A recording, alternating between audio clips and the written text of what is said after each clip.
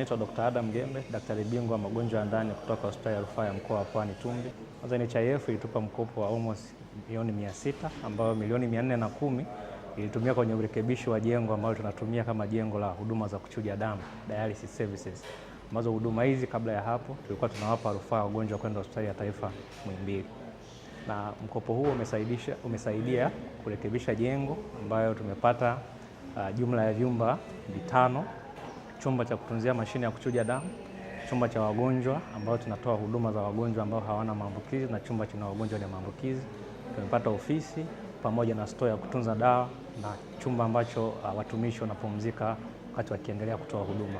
Lakini mkopo mwingine ambao tupata kutoka NHIF ni mkopo ambao ulisaidia kununua mashine za maabara, kupelekea vipimo ambavyo tulikuwa tunatoa nje ya hospitali ya Tumbi au tunavipeleka Muhimbili, sasa vinafanyika hapo hospitalini.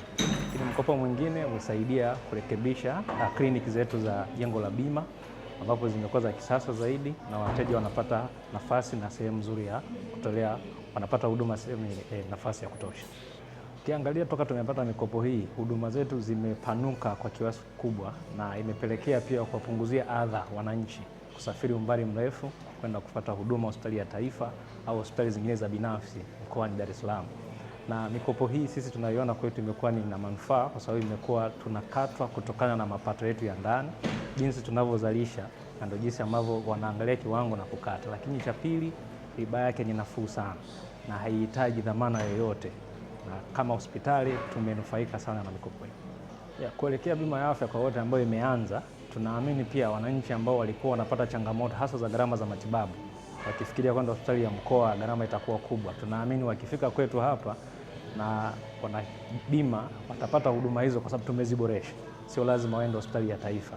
Kwa tunaamini tukiendelea kupata mkopo, na sasa hivi pia tumepata mkopo ambao tunategemea kununua mashine ya uchunguzi wa njia ya mfumo wa chakula, ambao huduma hii mara ya kwanza tulikuwa tunapeleka wagonjwa hospitali ya Taifa Muhimbili.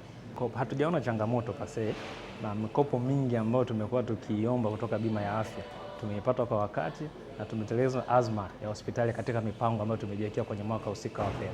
Kwa watoa huduma na hospitali nyingine ambazo zinatarajia au zinatazamia kuchukua mikopo kutoka bima ya afya, mikopo hii ni rahisi, sisi imetunufaisha na imefanya hospitali yetu pia kuendelea kufanya vizuri kwenye kutoa huduma kwa wananchi, na tunapata pongezi nyingi kwa wananchi kwa huduma ambazo tumeziboresha hospitalini kwetu.